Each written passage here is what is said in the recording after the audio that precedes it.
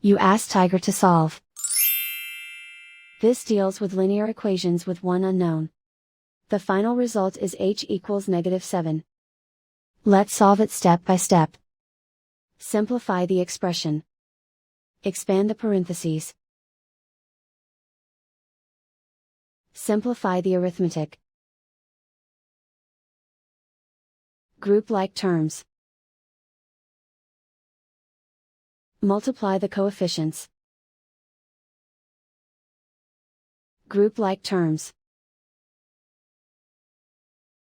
Simplify the arithmetic. Group all h terms on the left side of the equation.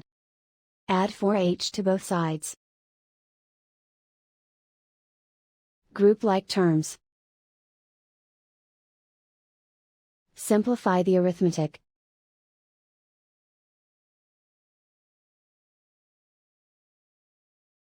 Group all constants on the right side of the equation. Subtract 14 from both sides. Simplify the arithmetic.